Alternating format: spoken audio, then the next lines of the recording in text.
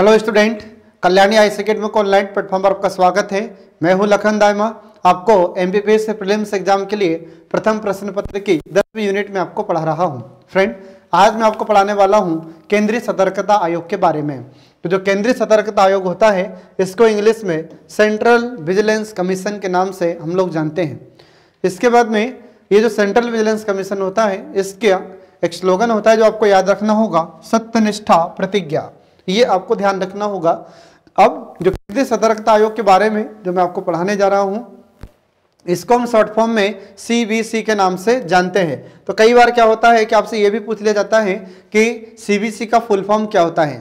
तो सीबीसी का full form होता है सेंट्रल विजिलेंस कमीशन, केंद्रीय सतर्कता आयोग। इसी को हम लोग केंद्रीय निगरानी आयोग के नाम से भी जानते हैं। तो यह आयोग क्या करता है फ्रेंड, और इसके बाद में इसकी स्थापना कब हुई, इसके बाद में यह कार्य किस प्रकार से करता है, इसके बाद में इसमें जो मुख्य सतर्कता आयुक्त होते हैं और अन्य सतर्कता आयुक्त होते हैं, इनकी नियुक्ति किस प्रकार से होती है, इन्हें हटाया किस प्रकार से जाता है, ये आज मैं आपको पढ़ाने वाला हूं।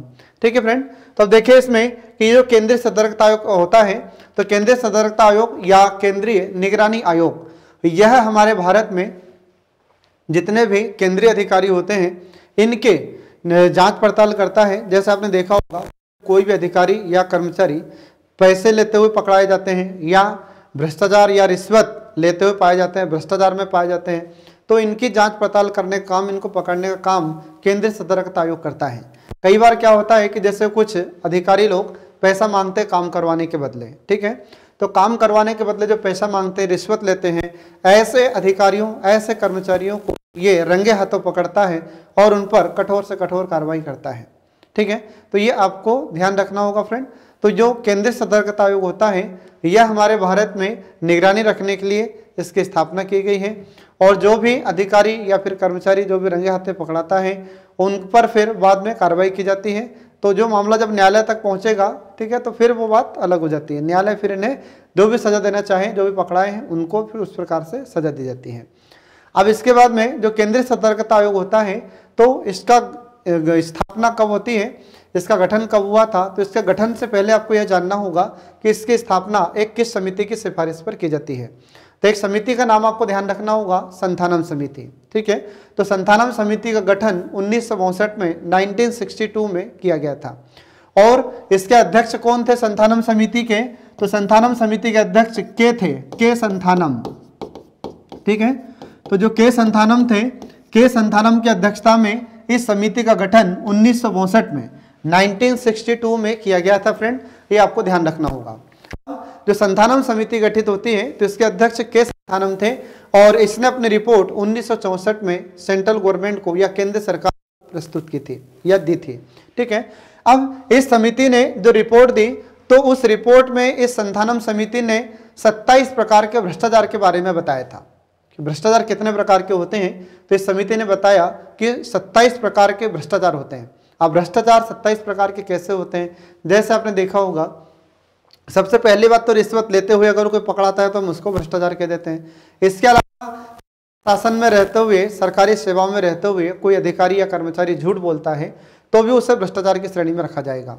इसके बाद में अगर किसी अधिकारी को जैसे गवर्नमेंट की तरफ से मकान अलॉट हुआ है रहने के लिए, अब वह अधिकारी उस मकान में न रहते हुए कहीं दूसरी जगह रह रहा है और उसको किराए से दे देता है, तो वह भी भ्रष्टाचार होगा। फिर इसके बाद में अगर कोई अधिकारी जैसे किसी कार्य के लिए कहीं जा रहा है सरकारी कार्य से, और जो ऑफिशियल काम से जा रहा है, और पता चला कि खर्चा हुआ था 2000 और बता दिया 4000, तो वहां पर भी भ्रष्टाचार होता है। तो ऐसे इस संथानम समिति ने 27 प्रकार के 27 प्रकार के इसने भ्रष्टाचार बताए थे संथानम समिति ने, और इसके अध्यक्ष के संथानम थे। इसने अपनी रिपोर्ट कब दी थी, तो आपको ध्यान रखना होगा कि समिति ने अपनी सिफारिश 1964 में दी थी। ठीक है, तो इस समिति के द्वारा सेंट्रल गवर्नमेंट को, केंद्र सरकार को जो सिफारिशें दी जाती है, तो 1964 में समिति ने सिफारिश दी, और इस सिफारिश में उसने कहा था कि हमारे भारत में भ्रष्टाचार बहुत ही चरम पर है, बहुत ज़्यादा भ्रष्टाचार किया जा रहा है प्रशासनिक सेवाओं में, तो इस पर नियंत्रण करना बहुत जरूरी होता है। तो एग्जाम में अगर आपसे क्वेश्चन पूछा जाए कि समिति ने अपनी प्रतिवेदन कब दिया था, ये समिति ने सिफारिश कब दी थी, तो 1964 में 1964 में इस समिति ने सिफारिशें दी थी। और यह समिति अपने जो रिकमेंडेशन देती है तो किस विषय पर अपने रिकमेंडेशन दी थी, सिफारिशें दी थी। तो आपको याद रखना होगा कि भ्रष्टाचार पर नियंत्रण के लिए इस समिति ने अपनी सिफारिशें केंद्र सरकार को दी थी। तो ये आपको ध्यान रखना होगा फ्रेंड, ठीक है।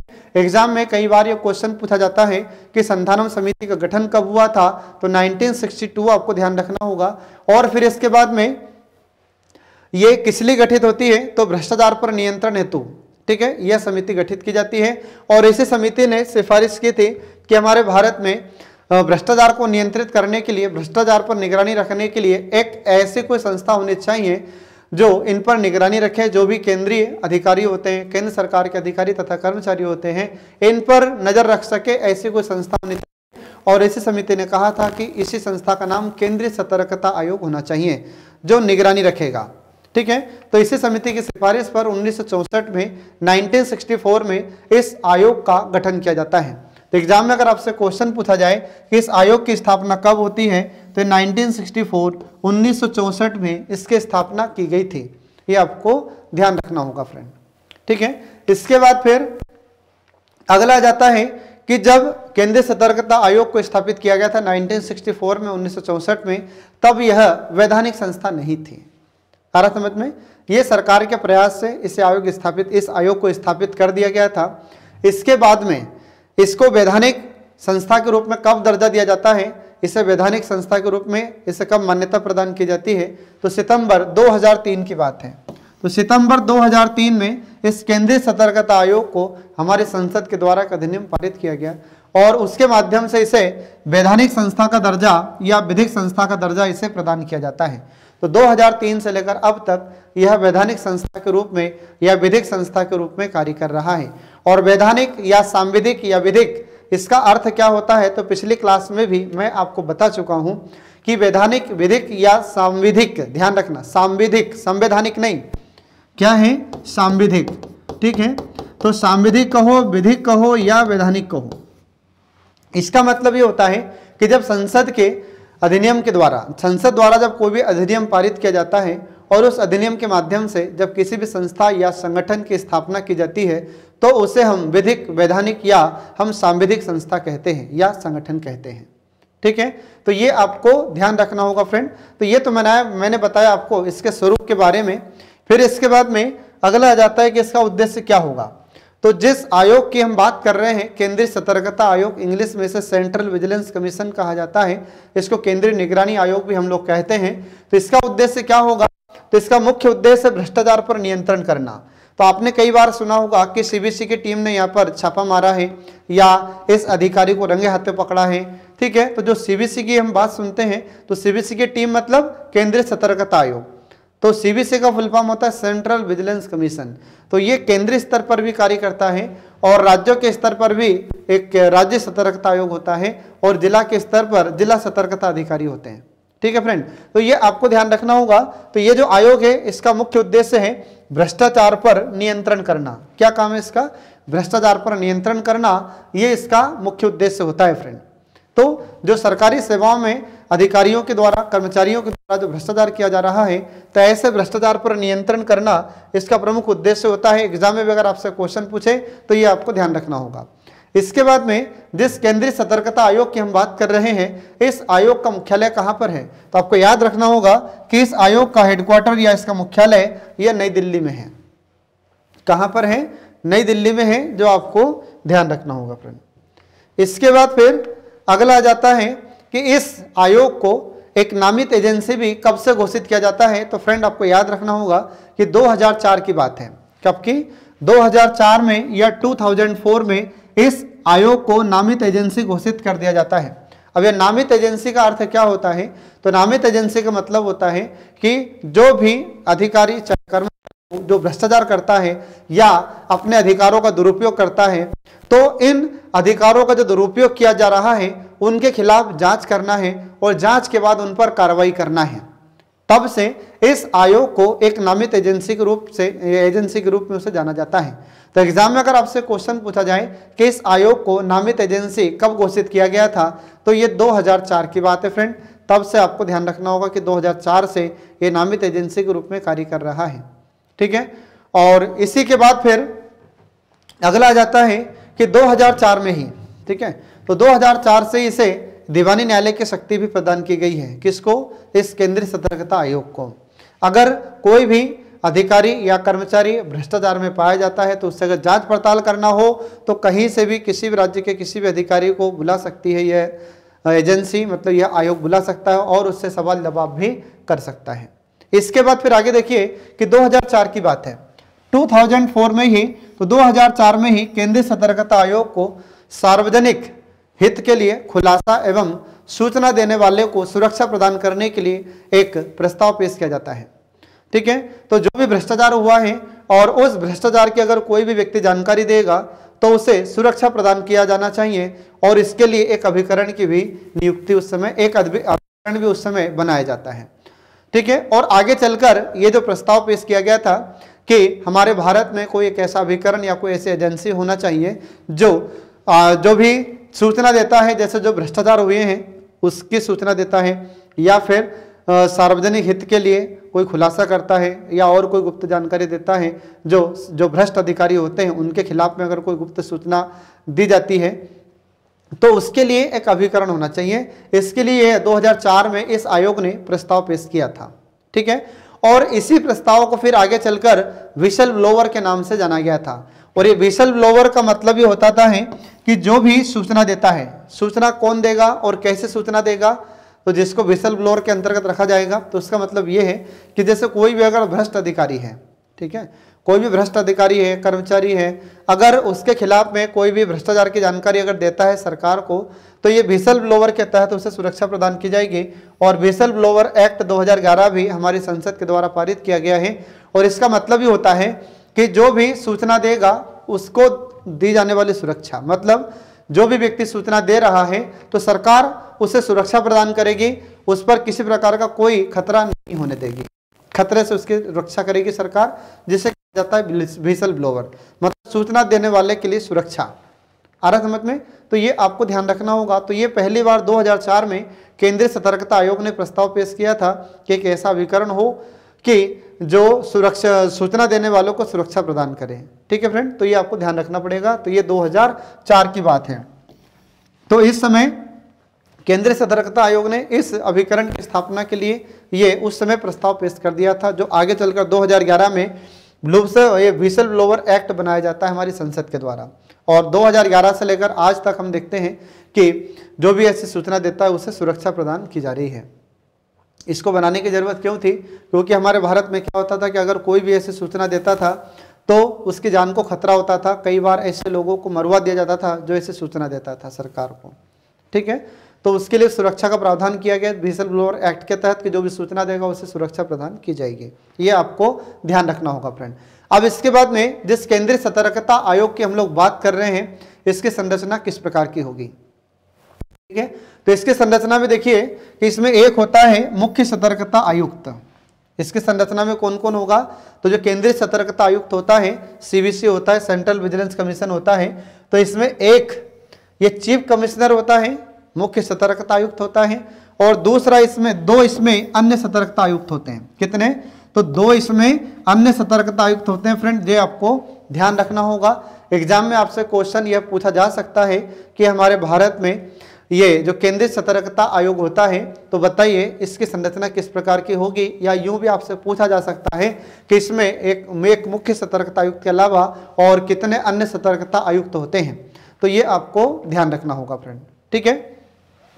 अब इसके बाद में जिन मुख्य सतर्कता आयुक्त की बात कर रहे हैं, तो देखिए इसमें कि हमारे भारत में अब तक कौन कौन मुख्य सतर्कता आयुक्त इस आयोग के रहे हैं। तो देखिए इसमें पहले मुख्य सतर्कता आयुक्त कौन थे? तो आपको ध्यान रखना होगा फ्रेंड कि पहले मुख्य सतर्कता आयुक्त NS राव थे। कौन थे? NS राव। ये कब से कब तक रहे थे? तो ये 1964 से 1968 तक ये रहे थे। ये प्रथम मुख्य सतर्कता आयुक्त थे हमारे भारत के। इसके बाद फिर दूसरे कौन थे? इसके बाद फिर वर्तमान में कौन है?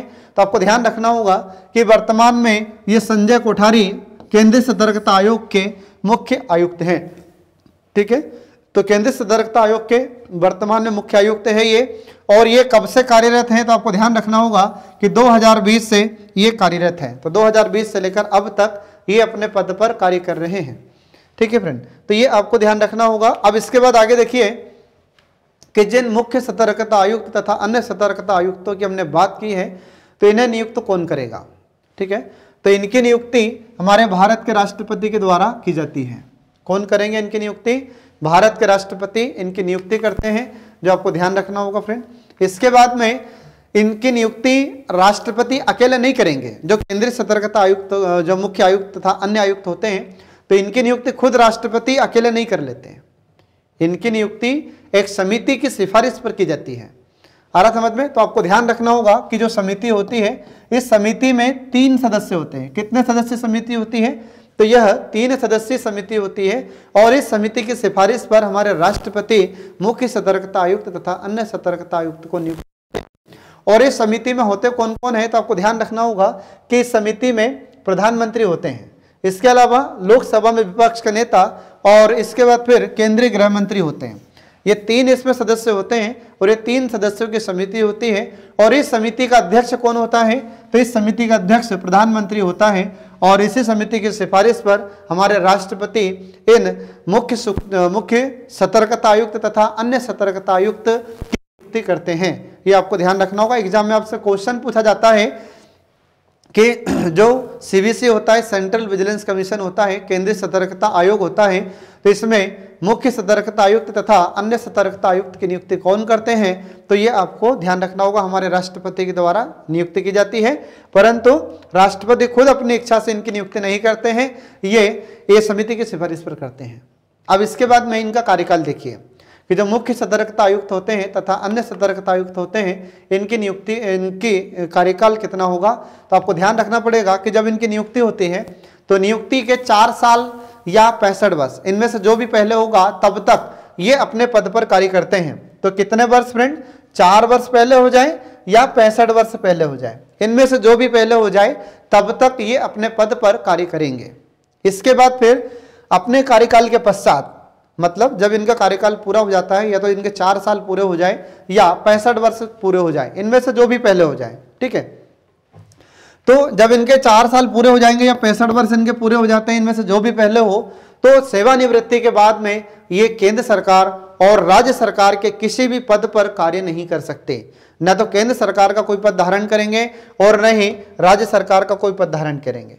केंद्र सरकार तथा राज्य सरकार, ये दोनों ही सरकारों के किसी भी सरकार का पद धारण नहीं कर सकते। ये इनके लिए प्रतिबंधन है, या इन पर ये प्रतिबंध लगाया गया है सेवानिवृत्ति के बाद में। ठीक है फ्रेंड, तो ये आपको ध्यान रखना होगा। अब इसके बाद में अगला देखिए इसमें कि इनको पद से मुक्त कैसे किया जाएगा, इनको पद से किस प्रकार से हटाया जाता है। ठीक है, अब इनको पद से किस प्रकार से हटाया जाता है, तो देखिए इसमें कि हटाएंगे हमारे राष्ट्रपति, लेकिन राष्ट्रपति खुद अकेले नहीं हटा सकते। जैसे इनकी नियुक्ति जब होती है तो नियुक्ति के समय भी हमारे राष्ट्रपति एक समिति की सिफारिश के आधार पर इन्हें नियुक्त करते हैं। ठीक ऐसे ही हमारे राष्ट्रपति जब हटाएंगे मुख्य सतर्कता आयुक्त को या फिर अन्य सतर्कता आयुक्त को, तो राष्ट्रपति खुद अपनी इच्छा से नहीं हटाते हैं। तो राष्ट्रपति कुछ परिस्थितियों में इन्हें हटाएंगे, तो वे परिस्थितियां कौन कौन सी हैं? तो पहली परिस्थिति यह है कि जब ये दिवालिया हो जाए। पहला हटाने का आधार है कि जब ये दिवालिया हो जाते हैं, मतलब बैंक करप्ट हो जाते हैं। इसके बाद फिर दूसरा आधार ये है कि जब ये कोई लाभ का पद ग्रहण कर लेते हैं या कहीं और जगह से ये लाभ प्राप्त कर रहे हैं। आ रहा समझ में? जब ये कहीं और क्षेत्र से या और कहीं और दूसरे तरफ से कोई इनका दूसरा आय का स्रोत होता है जहां से ये लाभ प्राप्त कर रहे हैं, या फिर ये कोई लाभ का पद धारण कर लेते हैं, तो भी ऐसे स्थिति में इन्हें इनके पद से हटा दिया जाएगा। फिर इसके बाद में अगला आ जाता है कि ये दुराचरण में आ जाए या अक्षम हो जाए कार्य करने में। दुराचरण का मतलब क्या हो जाता है, तो यहां पर आपको ध्यान रखना होगा। दुराचरण का मतलब होता है गलत आचरण, गलत व्यवहार। तो जब ये गलत व्यवहार में पाए जाते हैं, कैसे? जैसे मर्डर के केस में इनका नाम आ जाए, बलात्कार के मामले में इनका नाम आ जाए, चोरी के मामले में या फिर तस्करी के मामले में इनका नाम आता है, आदि और जो भी गलत कार्य हैं, तो गलत कार्यों में अगर इनका नाम आ जाता है, इन पर आरोप अगर सिद्ध हो जाता है, तो इन्हें हटा दिया जाएगा। या फिर अक्षम हो जाइए, अक्षम मतलब कार्य करने में असमर्थ हो। ठीक है, तो जब ये कार्य करने में असमर्थ हो जाते हैं, तो कार्य करने में असमर्थ कब होंगे? तो जब ये लंबे समय से बीमार हो और इनकी तबीयत ठीक नहीं हो पा रही है, तो ऐसी कंडीशन में हमारे राष्ट्रपति इन्हें इनके पद से हटा देंगे। इसके बाद फिर अगला आधार क्या है, तो जब ये नैतिक रूप से चरित्रहीन हो जाए, ठीक है। तो नैतिक चरित्रहीनता का आरोप इन पर लगाया जाए। तो नैतिक चरित्रहीनता का मतलब जैसे ये झूठ बोलना शुरू कर दे, या फिर इसके अलावा और कोई गलत आचरण में पाए जाते हैं, जब ये चरित्रहीन हो जाते हैं, जब इन पर कोई अपराध का आरोप लगाया जाता है और ये अपराध का दोष इन पर सिद्ध हो जाए, तो ऐसी स्थिति में भी इन्हें हटा दिया जाएगा। इसके बाद फिर जब ये मानसिक रूप से स्वस्थ ना हो, तो मानसिक रूप से स्वस्थ कैसे, जैसे दिमाग कार्य न करता हो, पागल हो जाए, तो ऐसी कंडीशन में इन्हें हटा दिया जाएगा। या फिर ये शारीरिक रूप से स्वस्थ ना हो, जैसे बीमार हो गए हैं, ठीक ही नहीं हो रहे हैं, ठीक है, कार्यालय नहीं आ रहे हैं, तो ऐसे स्थिति में इन्हें इनके पद से हटा दिया जाएगा। अब इनको हटाने की प्रक्रिया क्या है फ्रेंड, तो डायरेक्ट हमारे राष्ट्रपति तो हटाएंगे नहीं, इन्हें हटाने की प्रक्रिया क्या होगी, तो हटाने की प्रक्रिया ये है कि जब इन पर आरोप लगाए जाते हैं दिवालिया होने का, या फिर इसके अलावा बीमार होने का, या फिर दिमाग से स्वस्थ न होने का, और भी जो अन्य कारण जो मैंने आपको बताए हैं, जो अन्य ढेर सारे आधार बताए हैं, तो इन आधारों पर हमारे राष्ट्रपति इनको हटाने के लिए एक प्रस्ताव तैयार करवाएंगे और यह प्रस्ताव हमारे उच्चतम न्यायालय को भेजा जाता है। अब उच्चतम न्यायालय इन पर लगाए गए आरोप की जांच करवाएगा, ये आपको ध्यान रखना होगा। तो हमारा उच्चतम न्यायालय इन पर लगाए गए आरोप की जांच करवाता है, और जांच करवाने के बाद में यदि इन पर लगे हुए आरोप बिल्कुल सही होते हैं, यदि हमारा सुप्रीम कोर्ट हमारे राष्ट्रपति को बता दे कि इन पर जो आरोप लगे हैं ये बिल्कुल सही है, तो हमारे राष्ट्रपति इन्हें इनके पद से हटा देते हैं। और अगर सर्वोच्च न्यायालय जांच के बाद हमारे राष्ट्रपति को यह बता देता है कि इन मुख्य सूचना आयुक्त या जो अन्य सूचना आयुक्त हैं, इन पर जो आरोप लगाए गए हैं ये बिल्कुल निराधार हैं, आ रहा समझ में, ये बिल्कुल गलत है, तो ऐसी स्थिति में हमारे राष्ट्रपति इन्हें नहीं हटाते हैं। ठीक है फ्रेंड, तो ये आपको ध्यान रखना पड़ेगा। अब इसके बाद देखिए कि इनके वेतन भत्ते और इनकी जो अन्य सेवा शर्तें होती हैं, तो इनके वेतन भत्ते और जो अन्य सेवा शर्तें होती हैं ये किसके समान होती है, किसके समकक्ष होती है। तो आपको ध्यान रखना होगा कि जो मुख्य केंद्रीय सतर्कता आयुक्त होता है, तो जो केंद्रीय मुख्य सतर्कता आयुक्त होता है, इसके वेतन भत्ते और अन्य सेवा शर्तें ये यूपीएससी के चेयरमैन के समकक्ष होता है। मतलब जो हमारा संघ लोक सेवा आयोग का अध्यक्ष होता है, तो संघ लोक सेवा आयोग के अध्यक्ष के समान ही इसके वेतन भत्ते और अन्य सेवा शर्तें होती हैं, ये आपको ध्यान रखना होगा फ्रेंड। इसके बाद में जो अन्य सतर्कता आयुक्त होते हैं, तो जो दो अन्य सतर्कता आयुक्त होते हैं, इनके वेतन भत्ते और जो अन्य सेवा शर्तें होती है ये संघ लोक सेवा आयोग के जो सदस्य होते हैं उनके समान ही इसके वेतन भत्ते और सेवा शर्तें होती हैं। ठीक है फ्रेंड, ये आपको ध्यान रखना होगा। तो याद रखिएगा कि जो मुख्य सतर्कता आयुक्त होते हैं इसके वेतन भत्ते सेवा शर्तें ये संघ लोक सेवा आयोग के अध्यक्ष के समान होती है, और इसके बाद में जो अन्य सतर्कता आयुक्त होते हैं इनके वेतन भत्ते सेवा शर्तें ये किसके समान होती है, तो यूपीएससी के मेंबर, यूपीएससी के सदस्यों के बराबर इसके वेतन भत्ते सेवा शर्तें होती है। ठीक है, अब इसके बाद में कि जब इन्हें इनके पद पर नियुक्त किया जाता है, तो नियुक्ति के बाद में इनके पद से संबंधित किसी प्रकार का कोई अलाभकारी परिवर्तन नहीं किया जाएगा। आ रहा समझ में, तो ये आपको ध्यान रखना होगा फ्रेंड। इसके बाद में अब आगे देखिए कि इसका जो संगठन होता है हमारा सीबीसी का, ठीक है, तो सीबीसी का संगठन ये किस प्रकार का होता है, मतलब इसमें कौन कौन कार्य करते हैं, इसका संगठन किस प्रकार से कार्य करता है। तो जो केंद्रीय सतर्कता आयोग का संगठन होता है, तो इसमें आपको ध्यान रखना पड़ेगा कि इसका एक अपना खुद का सचिवालय होता है, मतलब इसमें सचिव लोग बैठते हैं। फिर इसके बाद में इसकी एक शाखा होती है जिसको हम मुख्य तकनीकी परीक्षक शाखा कहते हैं। इसके बाद में अगला आ जाता है कि तीसरी इसकी जो शाखा है उसका नाम है विभागीय जांचों के लिए एक आयुक्त की शाखा। तो ये इतने शाखाएं इसमें कार्य करती हैं, तो जहां पर भी जैसे इनको भ्रष्टाचार के बारे में जानकारी मिलती है तो ये जांच पड़ताल करते हैं, और जो भी अधिकारी होता है उसको रंगे हाथे पकड़ा जाता है अगर, तो उस पर कार्रवाई की जाती है। तो ये आपको ध्यान रखना पड़ेगा। इस प्रकार से ये सीबीसी का, सेंट्रल विजिलेंस कमीशन का, केंद्रीय सतर्कता आयोग का ये संगठन होता है फ्रेंड, ये आपको ध्यान रखना होगा। इसके बाद फिर अगला आ जाता है कि इसका सचिवालय कहाँ पर है, या इसके सचिवालय में कौन कौन होता है। तो सचिवालय तो इसका दिल्ली में ही है, ध्यान रखना होगा। अब इसके सचिवालय में कौन कौन होता है, तो इसके सचिवालय में आपको याद रखना होगा कि एक सचिव होगा, क्योंकि सचिवालय का मतलब ही है कि सचिवालय जहाँ पर सचिवों का बैठने का स्थान होता है, सचिवों का आलय होता है, सचिवालय का स्थान होता है, उसी को सचिवालय कहते हैं। ठीक है, तो यहाँ पर जो सचिवालय होता है उसमें एक सचिव होगा, इसके बाद में एक संयुक्त सचिव होगा, फिर इसके बाद में एक उप सचिव होगा, फिर इसके बाद में अवर सचिव होगा, और फिर इसके बाद में इसमें कार्यालय के कर्मचारी काम करते हैं। ये इसका पूरा एक प्रशासनिक अमला होता है जो सब मिलकर इसमें कार्य करते हैं। ये आपको ध्यान रखना पड़ेगा फ्रेंड। तो एग्जाम में अगर आपसे क्वेश्चन पूछा जाए कि जो सीबीसी होता है तो सीबीसी के संगठन में कौन कौन होता है, ठीक है, तो ये सब आपको ध्यान रखना होगा। प्रीलिम्स में आपसे क्वेश्चन इसी तरह के पूछे जाएंगे कि जो सीबीसी होता है, केंद्रीय सचिवालय होता है, इसके संगठन में निम्नलिखित में से कौन कौन होता है। तो जो होता है उनका नाम ध्यान रखना पड़ेगा, जो नहीं होता उसको हटाना है, ठीक है। तो अगर एग्जाम में क्वेश्चन पूछा जाए कि बताइए निम्नलिखित में से कौन सेंट्रल विजिलेंस कमीशन केंद्रीय सतर्कता आयोग का एक संगठन में नहीं होता। अब नहीं होता इसका मतलब ये है कि जो 4 ऑप्शन रहेंगे जिसमें से एक ऑप्शन होगा जिसमें ये नहीं होगा, बाकी 3 ऑप्शन ये होंगे सब, ठीक है। जैसे सचिवालय भी होगा, मुख्य तकनीकी परीक्षक शाखा भी होगा, विभागीय जांचों के लिए एक आयुक्त की शाखा भी होगी, और एक कोई और ऑप्शन दे देगा आपको जो नहीं होगा, ठीक है। तो ये आपको इस प्रकार से ध्यान रखना है फ्रेंड। अब इसके बाद फिर अगला देखिए, अगला आ जाता है कि इसका कार्यक्षेत्र। इसके कार्यक्षेत्र का मतलब क्या होगा कि कहां कहां पर जांच पड़ताल यह आयोग कर सकता है, ठीक है। तो देखिए इसमें कि रिजर्व बैंक ऑफ इंडिया, इसके बाद नाबार्ड और सिडबी, ये जो बैंक्स होते हैं, तो इसमें ग्रेड डी, ठीक है, तो ग्रेड डी और इससे ऊपर के जितने भी अधिकारी हैं उन सभी की जांच कर सकता है। ये इतना अधिकार होता है केंद्रीय सतर्कता आयोग को। इसके बाद में फिर अगला आ जाता है कि और कहां कहां पर यह जांच कर सकता है, कहां कहां पर इसका कार्यक्षेत्र विस्तृत है।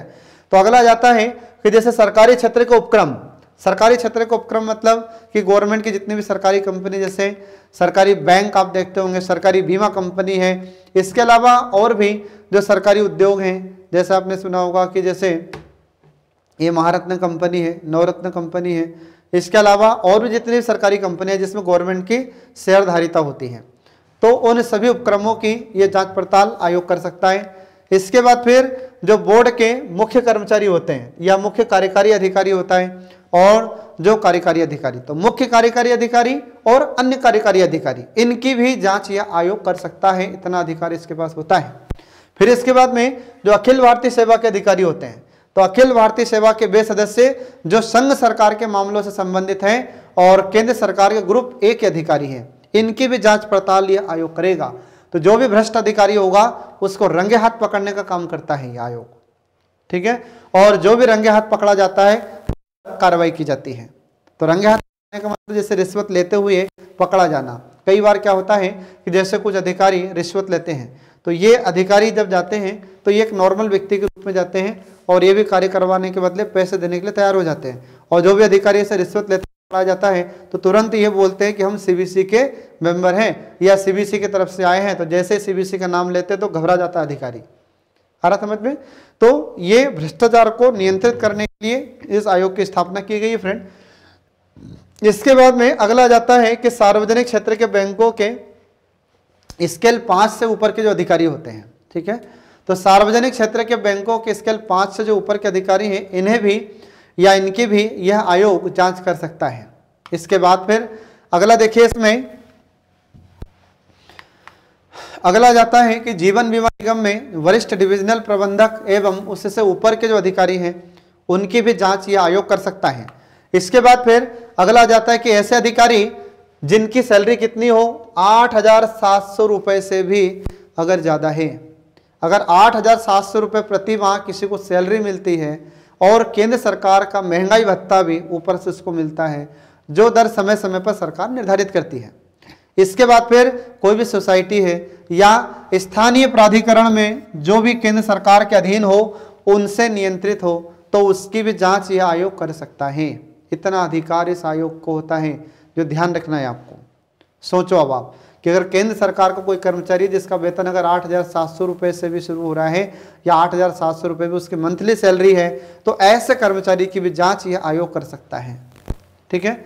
इसके बाद फिर अगला देखिए कि सरकारी क्षेत्र उपक्रमों के बोर्ड के मुख्य कार्यकारी अधिकारी और जो अन्य कार्यकारी अधिकारी होते हैं, इनकी भी जांच यह आयोग कर सकता है, चाहे वो चीफ एग्जीक्यूटिव ऑफिसर हो या फिर एक कार्यकारी अधिकारी हो, सरकारी उपक्रम होना चाहिए बस। तो इनकी भी जांच पड़ताल कर सकता है, इनको भी रंगे हाथों यह आयोग पकड़ सकता है, इसके बाद फिर अगला आ जाता है कि जो साधारण बीमा कंपनी होती है, तो साधारण बीमा कंपनी के जो प्रबंधक होते हैं, मैनेजर, और अगर इससे ऊपर के अधिकारी हैं तो इनकी भी जांच कर सकता है, और अगर ये पकड़े जाते हैं तो इन पर भी कार्रवाई की जाती है।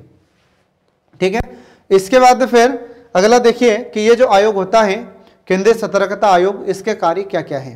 तो देखिए इसके प्रमुख कार्यों में पहला कार्य हो जाता है कि हमारे भारत में जो भ्रष्टाचार हो रहा है, इस भ्रष्टाचार को नियंत्रित करना, इस भ्रष्टाचार पर शिकंजा कसना, ये इस आयोग का प्रमुख कार्य होता है।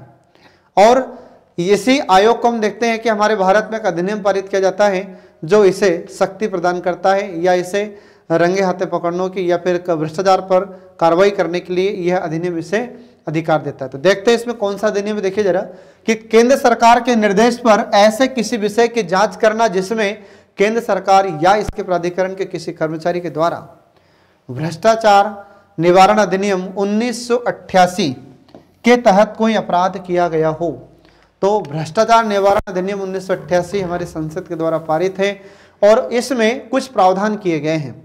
ठीक है, और उसके अंतर्गत अगर कोई भी केंद्र सरकार का कर्मचारी या अधिकारी वो कोई भ्रष्टाचार करता है, कोई अपराध करता है, तो उस पर यह आयोग कानूनी कार्रवाई करता है या कार्रवाई करता है।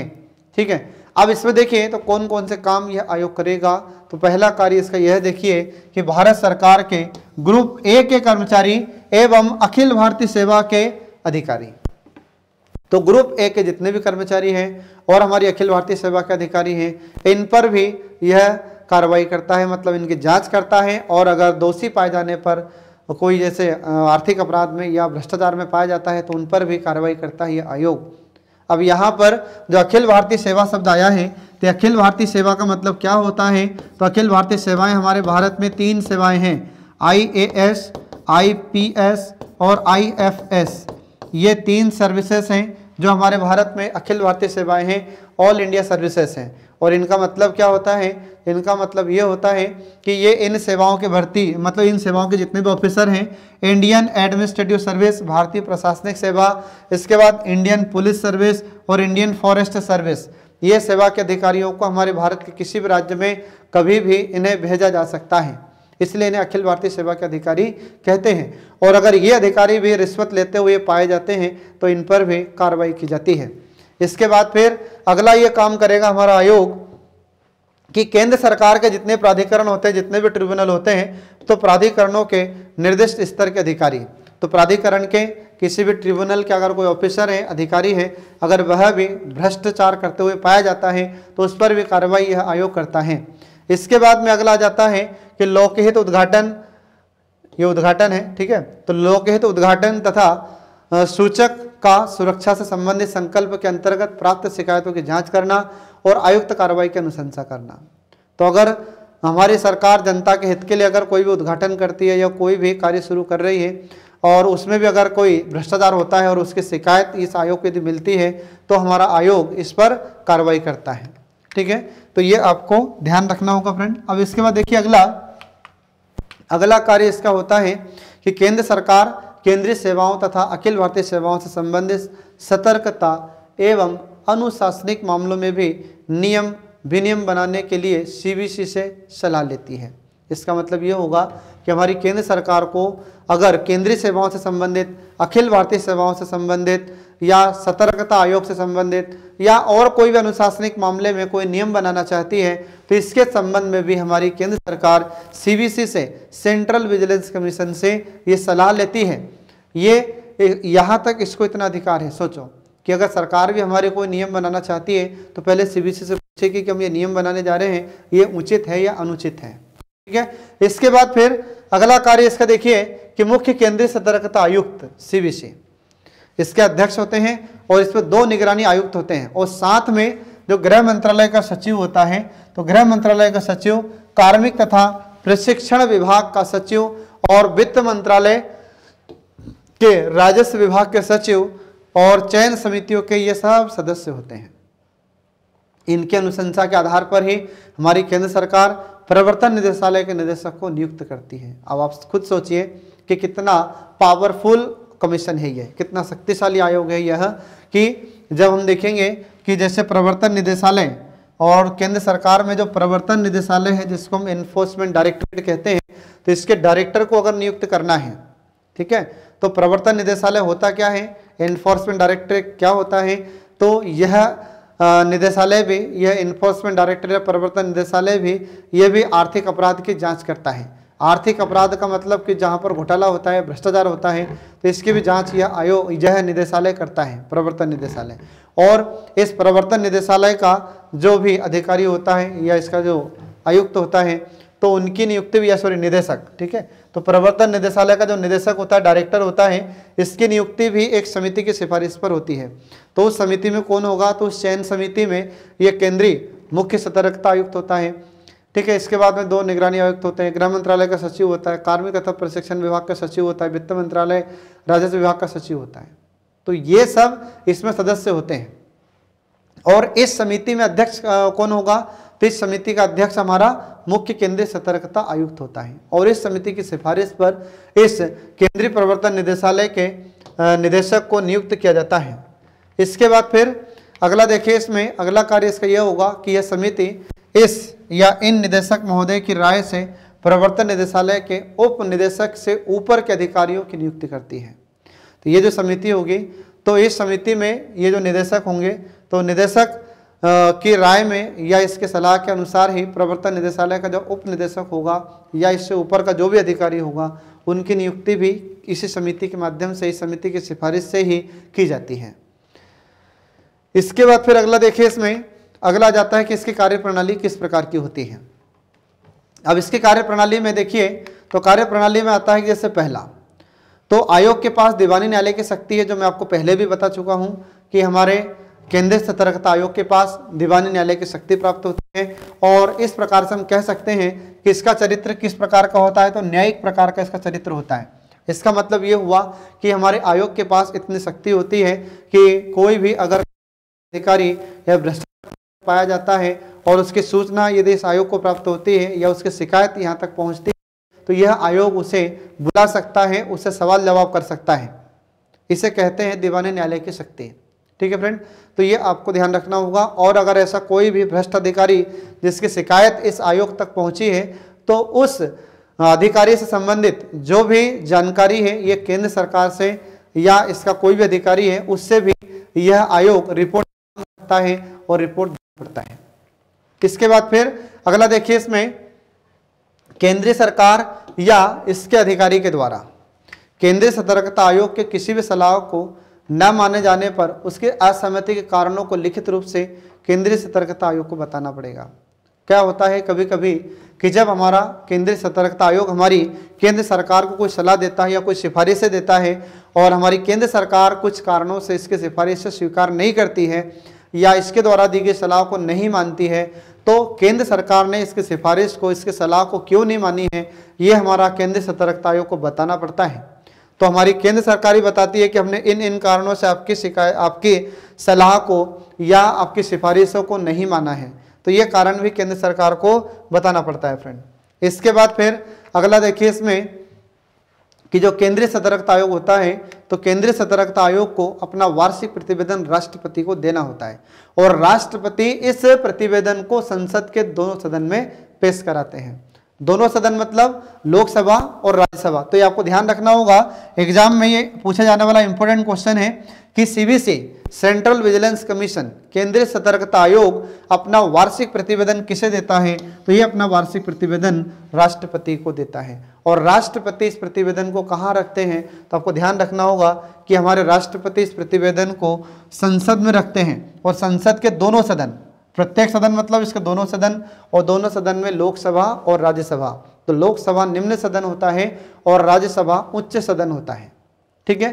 तो दोनों ही सदनों में यह आयोग मतलब केंद्रीय सतर्कता आयोग के द्वारा जो रिपोर्ट दी गई थी राष्ट्रपति को, तो राष्ट्रपति इन दोनों ही सदनों में इस रिपोर्ट को रखवाते हैं, इस प्रतिवेदन को रखवाते हैं फ्रेंड, ये आपको ध्यान रखना होगा। और फिर इसके बाद में संसद में इस रिपोर्ट पर, इस प्रतिवेदन पर चर्चा होती है, ठीक है।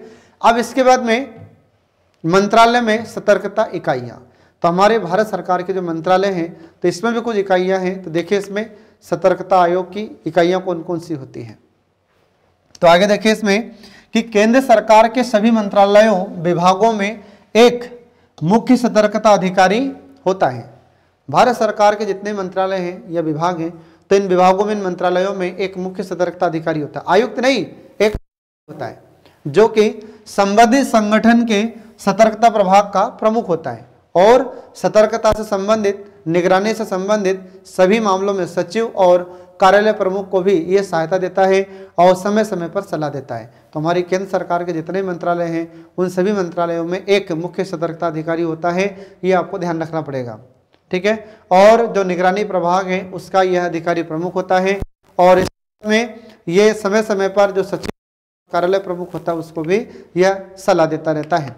इसके बाद फिर अगला आ जाता है कि वह संबद्ध संस्था तथा केंद्रीय सतर्कता आयोग के बीच एक कड़ी का काम करता है। संबद्ध संस्था मतलब कि जो मंत्रालय है और हमारा केंद्रीय सतर्कता आयोग, इसके बीच में एक चेन के रूप में कार्य करता है, एक कड़ी का काम करता है। आ रहा समझ में? तो ये जो मंत्रालय होते हैं, इन मंत्रालयों में जो मुख्य सतर्कता अधिकारी होता है, तो मुख्य सतर्कता अधिकारी हमारे केंद्र सरकार का मंत्रालय और हमारा केंद्रीय सतर्कता आयोग के बीच में कड़ी का काम करता है, मतलब दोनों को जोड़ने का काम करता है। और दूसरी ओर संबद्ध संस्था तथा सीबीआई के बीच भी यह एक कड़ी का काम करता है। तो केंद्र सरकार के जितने विभाग हैं, ठीक है, उनके बीच में और हमारी जो सीबीआई होती है, तो सीबीआई यहाँ पर आया है नाम, तो सीबीआई का फुल फॉर्म क्या होगा? सेंट्रल ब्यूरो इन्वेस्टिगेशन, केंद्रीय जांच एजेंसी या केंद्रीय जांच ब्यूरो इसे हम कहते हैं। और सीबीआई और जो केंद्र सरकार का जो विभाग है उसके बीच में भी कड़ी का काम करता है हमारा मुख्य सतर्कता अधिकारी, ठीक है फ्रेंड। तो ये आपको ध्यान रखना होगा।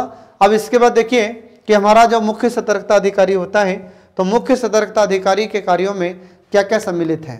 तो जो मुख्य सतर्कता अधिकारी होता है, जो मंत्रालय में बैठता है या मंत्रालयों और हमारे केंद्रीय सतर्कता आयोग के बीच में कड़ी का काम करता है, तो देखिए ये किस किस प्रकार के कार्य करता है। तो इसके कार्यों में देखिए सम्मिलित क्या क्या है। तो पहला कि यह अपने संस्था के कर्मचारियों के द्वारा भ्रष्ट आचरण से संबंधित सूचना ये इकट्ठी करता है। आगे समझ में? तो इसकी जो संस्था है और जो भी भ्रष्ट कर्मचारी हैं वो आचरण से भ्रष्ट, जैसे रिश्वत लेते हैं, पैसा मांगते हैं काम करने के बदले, तो ऐसे जितने भी भ्रष्ट कर्मचारी अधिकारी हैं, तो इन सभी की सूचना यह इकट्ठा करता है, एकत्रित करता है। इसके बाद फिर अगला आ जाता है कि जिसपे भी ये आरोप लगता है कि इसने रिश्वत ली है या भ्रष्ट अधिकारी है यह या भ्रष्ट कर्मचारी है, तो उन पर जब ऐसे आरोप लगते हैं तो ऐसे आरोपों की जांच की जाती है। इसके बाद फिर अगला आ जाता है कि जांच योग्य प्रतिवेदन को संबंधित अनुशासन अधिकारी द्वारा विचार हेतु भेजने से पहले यह गहनता से, मतलब बहुत गंभीरता से उसका जांच करता है यह। फिर इसके बाद में जब कभी आवश्यक है तो केंद्रीय सतर्कता आयोग को सलाह के लिए मामले भेजता है ये। अगर इसको ऐसी आवश्यकता हो कि जो भी मामला है उसको सतर्कता आयोग को भेजना होगा सलाह के लिए, तो सतर्कता आयोग को भी यह सलाह के लिए भेज सकता है, ठीक है फ्रेंड। अब इसके बाद देखिए, अब अगला जाता है व्हिसल ब्लोअर प्रोटेक्शन एक्ट 2011। अब व्हिसल ब्लोअर प्रोटेक्शन एक्ट 2011, इसका अर्थ क्या होगा? इसका मतलब ये होता है कि जो भी जैसे भ्रष्ट अधिकारी है या कोई भ्रष्ट कर्मचारी है और कोई व्यक्ति इनके बारे में जानता है और यह व्यक्ति इस भ्रष्ट अधिकारी कर्मचारियों की जानकारी हमारी केंद्रीय सतर्कता आयोग को या हमारी केंद्र सरकार तक पहुंचाता है, तो ऐसे गवाह को, ऐसे सूचना देने वाले व्यक्ति को सुरक्षा प्रदान की जाती है। इसलिए इसको कहा जाता है व्हिसल ब्लोअर प्रोटेक्शन एक्ट। आ रहा समझ में? तो जो भी सूचना ऐसे देता है तो सूचना देने वाले के लिए सुरक्षा प्रदान की जाएगी। यह अधिनियम 2011 में पारित किया गया था। तो इसका नाम क्या है? तो इसका नाम है व्हिसल ब्लोअर प्रोटेक्शन एक्ट। जो भी ऐसी सूचना देगा उसका बचाव किया जाएगा, उसको सुरक्षा प्रदान की जाएगी, उसकी रक्षा की जाएगी। आ रहा समझ में? तो व्हिसल ब्लोअर का अर्थ ही क्या होगा? तो व्हिसल ब्लोअर का अर्थ ही होता है भ्रष्टाचार की जानकारी देने वाला। तो जो भी भ्रष्टाचार की सूचना देगा, जानकारी देगा, उसे हमारी सरकार की ओर से सुरक्षा प्रदान की जाएगी इस एक्ट के तहत, ठीक है फ्रेंड। अब इसके बाद देखिए, पहला हो जाता है, इससे पहला पॉइंट आपको ध्यान रखना होगा कि मई 2014 से, ठीक है, तो मई 2014 में राष्ट्रपति की मंजूरी मिलती है और राष्ट्रपति की अनुमति के बाद ही हमारे पूरे भारत में, संपूर्ण भारत में यह अधिनियम को लागू किया गया है। इसके बाद फिर दूसरा पॉइंट इसमें यह होता है कि व्हिसल ब्लोअर संरक्षण विधेयक 2011, जिसको इंग्लिश में कहा जाता है कि the whistle blower protection act 2011, इसमें कुछ महत्वपूर्ण पॉइंट है कुछ महत्वपूर्ण बिंदु इसके वो कौन कौन से हैं जो आपके एग्जाम के लिए बहुत इंपॉर्टेंट है। तो देखिए इसमें कि लोकहित में, लोकहित मतलब जनता के हित में, सरकार के हित में जो गोपनीय सूचना है, अगर गोपनीय सूचना जो भी देता है तो ऐसे व्यक्तियों को सुरक्षा प्रदान करना है, ऐसे व्यक्तियों को संरक्षण प्रदान करना है। इस अधिनियम में यह स्पष्ट प्रावधान है। आ रहा समझ में? तो जो भी व्यक्ति ऐसी गुप्त सूचना देता है जो भ्रष्टाचार से संबंधित है, जनता के हित के लिए है या सरकार के हित के लिए है, तो ऐसे सूचना जो भी व्यक्ति देगा तो ऐसे व्यक्तियों को सुरक्षा प्रदान करना है। ये इस अधिनियम में स्पष्ट लिखा है। क्योंकि पहले क्या होता था कि अगर ऐसी जो भी गुप्त सूचना देता था तो उन्हें हानि पहुंचाई जाती थी, उन्हें या तो मार दिया जाता था या और भी शारीरिक रूप से उन्हें प्रताड़ित किया जाता था। तो अब ऐसी कोई भी समस्या इनके साथ ना हो, इसलिए इस अधिनियम में उनकी सुरक्षा के लिए प्रावधान किया गया है जो व्यक्ति सूचना देता है उसको।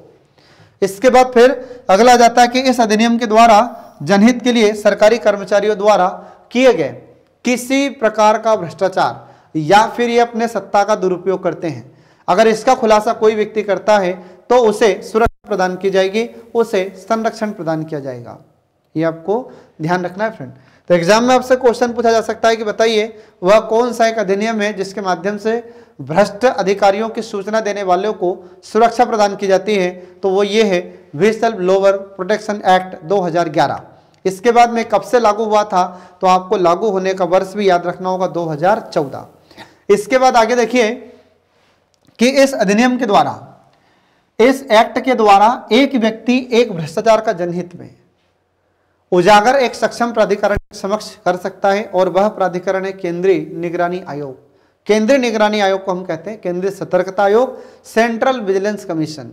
अगर कोई भी भ्रष्ट अधिकारी है, कोई भ्रष्ट कर्मचारी है, भ्रष्टाचार कर रहा है और अगर जनता के हित में उसको उजागर अगर कोई व्यक्ति कर रहा है, मतलब हमारी सरकार को बताता है, हमारे केंद्रीय सतर्कता आयोग को बताता है, तो ऐसे व्यक्ति की सुरक्षा की जाएगी। ऐसे व्यक्तियों को सुरक्षा यह अधिनियम प्रदान करता है। तो जो भी भ्रष्ट अधिकारी है उसकी जानकारी अगर कोई भी देता है तो उसे सुरक्षा प्रदान की जाएगी। ये इस अधिनियम में प्रावधान किया गया है फ्रेंड। इसके बाद में अगला आ जाता है कि जो व्यक्ति सरकार में भ्रष्टाचार का पर्दाफाश करते हैं या सरकारी सेवकों के द्वारा अनियमितता का खुलासा करते हैं तो वे अब प्रताड़ित होने के भय से बिल्कुल मुक्त हैं। इसका मतलब यह हुआ कि जो भी सरकार में अधिकारी के रूप में कार्य कर रहा है, सरकारी संगठन में या सरकार के उसमें संगठन में कार्य कर रहा है कोई भी अधिकारी या कर्मचारी, और जो अधिकारी कर्मचारी बिल्कुल भ्रष्ट है, भ्रष्टाचार को बढ़ावा देता है, रिश्वत देकर काम करता है, तो ऐसे अगर किसी अधिकारी या कर्मचारी का पर्दाफाश करता है कोई भी व्यक्ति या कोई भी सरकारी कर्मचारी या सरकारी सेवक है, अगर ये घोटाला कर रहा है विभाग का, मतलब सरकार का जो पैसा है उसमें घोटाला करने में लगा हुआ है और इसकी जानकारी अगर कोई देता है, अगर इसका खुलासा कोई करता है, तो अब उस व्यक्ति को कोई भी प्रताड़ित नहीं कर सकता। अब इस भय से बिल्कुल मुक्त होकर वह बता सकता है, क्योंकि इस अधिनियम के द्वारा उस व्यक्ति को सुरक्षा प्रदान की जाती है। इसके बाद फिर अगला जाता है कि लोग भ्रष्टाचार की जानकारी दे सकें या सरकारी सेवकों के द्वारा विशेष अधिकारों का मनमाना दुरुपयोग होने पर, यहाँ तक कि मंत्रियों के द्वारा होने पर भी उसको उजागर कर सकें। अगर हमारे भारत में कोई मंत्री भी अगर ऐसा घोटाला करता है, भ्रष्टाचार करता है और ऐसे मंत्री के खिलाफ भी अगर कोई सूचना देता है कोई व्यक्ति, तो उसे भी अब सुरक्षा प्रदान की जाएगी। ये इस अधिनियम में स्पष्ट प्रावधान है। इसके बाद फिर अगला जाता है कि उजागर लिखित रूप से या ईमेल के माध्यम से या मैसेज के माध्यम से भी किया जा सकता है, पर यह निर्धारित प्रक्रिया के अनुरूप हो और उसमें पूरी बातें हो, झूठी जानकारी ना हो। ध्यान रखना, इसमें जो भी जानकारी दे रहा है उसको पूर्णतः सत्य जानकारी देना पड़ेगा, सबूत के साथ उसे बताना पड़ेगा। ऐसा नहीं होगा कि जाकर बोल दिया कि यह अधिकारी भ्रष्ट और पता चला कुछ ऐसा था ही नहीं, तो ऐसे में उल्टी कार्रवाई उस पर भी होगी जो इसे झूठी जानकारी देगा। ठीक है। इसके बाद में साथ में पुष्टि के लिए, स्पष्टीकरण के लिए कुछ कागजात या सामग्री भी होनी चाहिए, कुछ न कुछ सबूत, कुछ प्रूफ आपके पास होना चाहिए, तब आपकी बात को माना जाएगा, अन्यथा नहीं माना जाएगा। इसके बाद में अब आगे देखिए, इसमें अगला जाता है कि इस अधिनियम के अनुसार आयोग गलत या दुर्भावना से प्रेरित शिकायतें पाए जाने पर शिकायतकर्ता को 2 साल की जेल या दंड दे सकता है, साथ ही 30,000 रुपये का जुर्माना भी यह आयोग कर सकता है। आ रहा समझ में? इसका मतलब यह हुआ कि अगर कोई व्यक्ति जैसे शिकायत करता है इस आयोग के पास कि इस व्यक्ति ने भ्रष्टाचार किया है और पता चला कि झूठी जानकारी दे दी, तो ऐसे जो भी झूठी जानकारी देगा, असत्य जानकारी देता है, तो उस शिकायतकर्ता को 2 साल की जेल होगी या फिर आर्थिक दंड का प्रावधान मतलब 30,000 रुपये का जुर्माना भी उस पर किया जा सकता है। इसके बाद में अगला देखिए इसमें कि हर भ्रष्टाचार को उजागर विश्वासपूर्ण तरीके से करना चाहिए। जो व्यक्ति उजागर करता है उसे निजी घोषणा करनी चाहिए कि वह आश्वस्त होकर ही घोषणा कर रहा है, उसके द्वारा दी गई सूचना बिल्कुल प्रामाणिक है, बिल्कुल ऑथेंटिक है और इसमें कहीं पर भी गलत नहीं बोला जा रहा है, कोई गलत शिकायत नहीं की जा रही है। अगर ऐसा कोई भी अधिकारी जो भ्रष्टाचार कर रहा है, रिश्वत ले रहा है, सरकार के ही पैसों का घोटाला करने में लगा हुआ है, तो अगर ऐसे किसी भ्रष्ट अधिकारी की सूचना यहाँ तक पहुँचाई जाती है तो उसे डरने की बिल्कुल जरूरत नहीं है। यह अधिनियम उसे सुरक्षा प्रदान करता है। लेकिन आपको ध्यान रखना होगा कि जो भी ऐसे शिकायत करता है, सूचना देता है, उसके पास ऑथेंटिक जानकारी होना चाहिए, उसके पास प्रामाणिक सूचना होनी चाहिए। ऐसे झूठी जानकारी से काम नहीं चलेगा, ठीक है। इसके बाद फिर अगला आ जाता है कि इस एक्ट के सेना पर प्रधानमंत्री की सुरक्षा में लगे जो भी विशेष सुरक्षा बल होता है, एसपीजी जिसको अपन कहते हैं, स्पेशल सिक्योरिटी फोर्सेस, और इसके बाद प्रधानमंत्री होते हैं, तो प्रधानमंत्री की सुरक्षा में लगे हुए जो बल होते हैं, ठीक है, उन पर यह अधिनियम लागू नहीं होगा। इसका मतलब यह हुआ कि हमारी सेना में जो सेना कार्य कर रही है वहां पर ये अधिनियम लागू नहीं होता है। इसके बाद में हमारे प्रधानमंत्री की सुरक्षा के लिए जो एसपीजी फोर्सेस होती हैं, स्पेशल प्रोटेक्शन फोर्स जिसको हम विशेष सुरक्षा बल कहते हैं, इसके अलावा जो पूर्व प्रधानमंत्री होते हैं, तो पूर्व प्रधानमंत्री की सुरक्षा में लगे बल, इन पर यह अधिनियम लागू नहीं होगा। ये आपको ध्यान रखना है फ्रेंड। तो एग्जाम में आपसे ये भी पूछा जा सकता है कि जो विसल ब्लोअर एक्ट 2011 है, बताइए ये किन किन पर लागू नहीं होता, तो ये सब आपको ध्यान रखना होगा, ठीक है फ्रेंड। तो इसी के साथ हम देखते हैं कि आज का हमारा ये टॉपिक समाप्त हो जाता है। इस टॉपिक से क्वेश्चन आपसे किस प्रकार पूछे जाएंगे, तो आपसे पूछा जाएगा कि केंद्रीय सतर्कता आयोग की स्थापना कब हुई।